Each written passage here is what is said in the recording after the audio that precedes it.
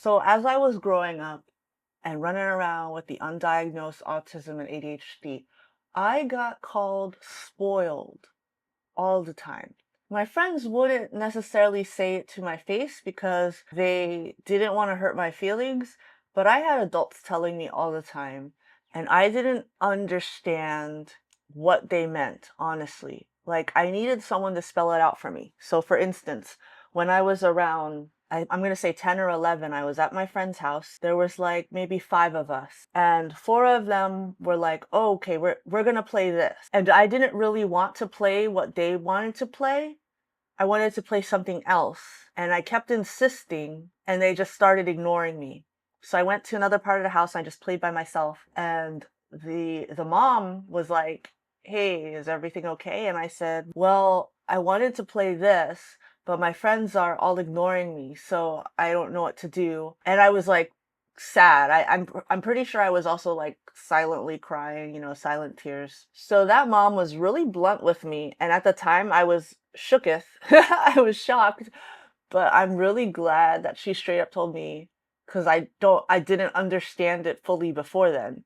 She was just like, Natasha, the reason they're probably ignoring you is because you act spoiled. You always want to do what you want to do, and you never want to do what they want to do. So that's probably what's happening. And I was just, it took me a moment to process what she said, but then after I processed it, I was like, oh, they don't want to play with me because I'm acting this way. So if I want people to play with me, I should let them do whatever they want to do, and I should just follow along. So then for the next maybe 10 years of my life, I don't know, whatever, I just became a people pleaser, and I just did what everyone else wanted to do. I didn't know how to, find a middle ground, but at least I understood what was happening or how I was perceived. And so I just want to dissect the whole like spoiled thing. This is just my personal experience. Please don't take this as law or whatever. Everybody's experience is different. This is just me going back and looking through what happened when I was a kid and understanding it through a better lens, like for myself, to be like, oh, that's what was happening. Because it also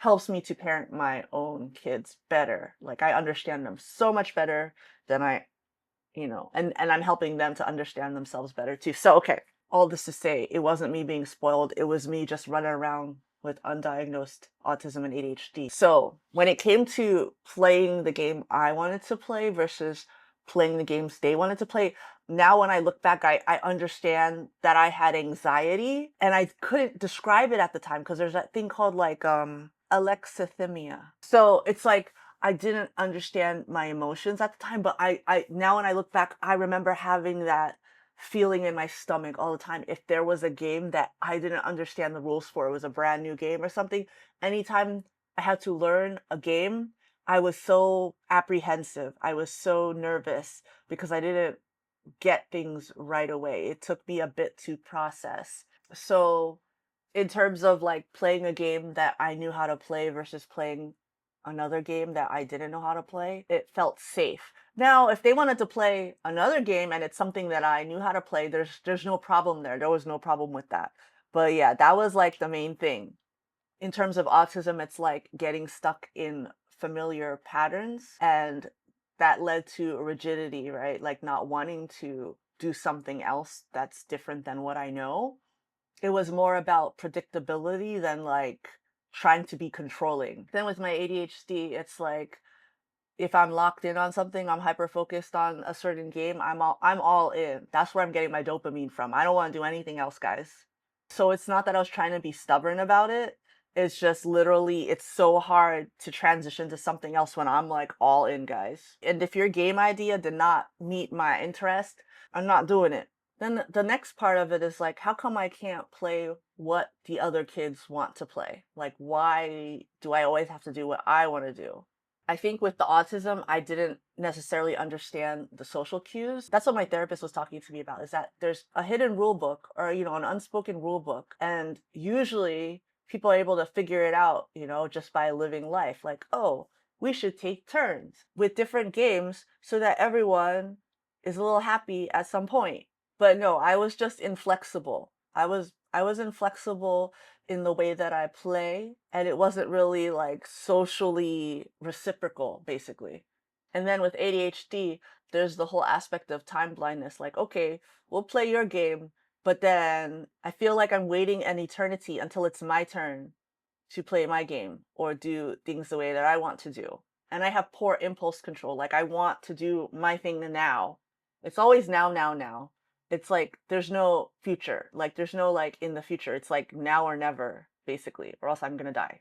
So all this to say, it's like just me being selfish because I don't want to do what other kids want to do. But it's just I didn't learn. I didn't learn the social cues. I didn't know that we should take turns. You would have had to been like, Tasha, if we want to play together, we have to take turns doing something that each person likes. Like, it can't just be what you want to do all the time. By the way, I do have a free community for AuDHDers or anyone who is on their own path to see if they're neurodivergent. We're at almost 400 members now, but everyone kind of lurks. Like, we're not all in there at once. So, like you can just come in and lurk and just like read other people's experiences or anything. You don't have to participate.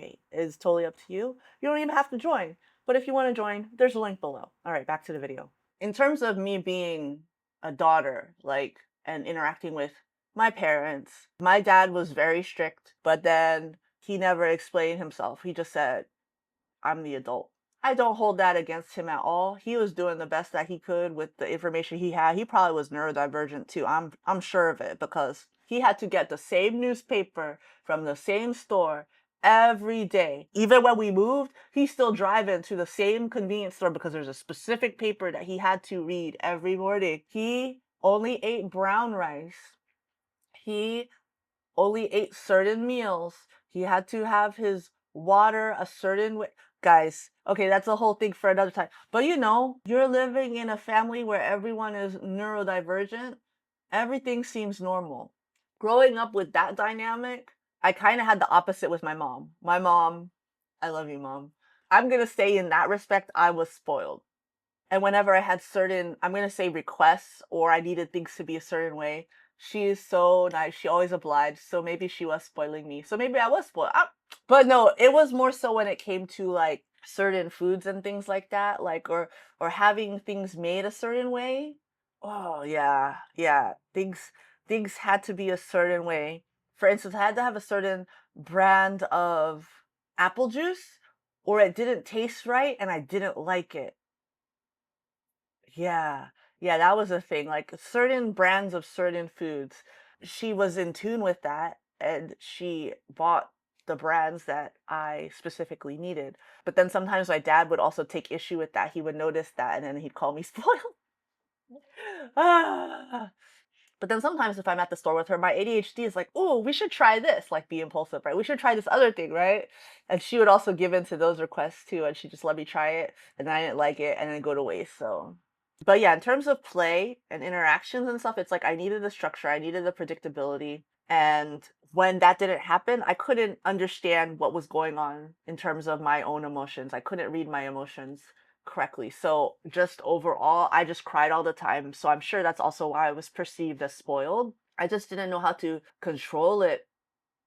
And I didn't have any coping mechanisms. Like with my kids, if I wasn't in tune to what was happening and understanding that it was some form of like emotional dysregulation, I was able to catch on to that rather early. And there's this book called No Bad Kids, and I realized that there's always a reason why kids act the way they act. It's kind of just us trying to figure out why that is so. And with my kids, I understand them so much better. Like whenever they have a meltdown or something, like there's always a reason. There's always a reason.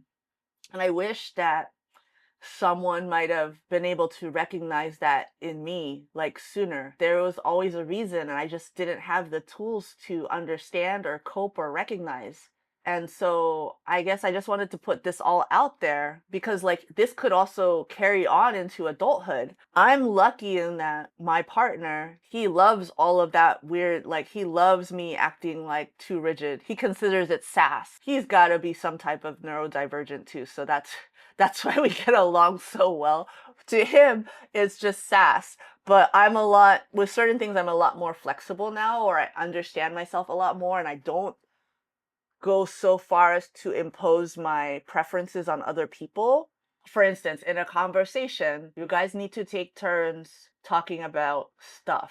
When I get too excited, it ends up being me just talking about the stuff all the time. But in a good conversation, there should be some give and take. Anyway, back to the whole point. If adults knew more about flexibility and transitions, which is what I learned in parenting my own kids, like being able to recognize that and also getting help from like IEPs and things like that, and reading lots of parenting books just to have a more open mind as to like why things happen the way they do, like with my kids. Now I know like what should have happened. It would have been nice if someone looked at me and was like, hey, this kid is struggling with flexibility and transitions. They need more structure and they need help developing coping strategies. This is a developmental need, not a discipline issue. We could have stopped it before it even started if we just understood me better.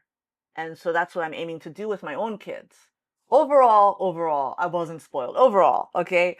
But I was an autistic kid that needed predictability to function, combined with ADHD, where I couldn't shift focus easily and I couldn't regulate my emotions yet because I didn't know how. I have to give myself grace and knowing that I was doing the best I could with what I knew at the time, because no one knew, no adults knew. I didn't know. I wasn't being bad. I was just neurodivergent and didn't have the strategies I needed to cope with that. And I guess the gift that I'm able to give myself now is just the understanding. Having that understanding now, it's better late than never, but having that understanding and then being able to use that in how I parent my own kids. I don't want them to have to mask or suppress how they're feeling ever. I want them to understand why their brain works a certain way. Because I know that if I had had those tools growing up, my childhood could have been so much different. If any of this resonated with you, feel free to share your experiences down below. I'd love to hear from you, and I will see you in the next one.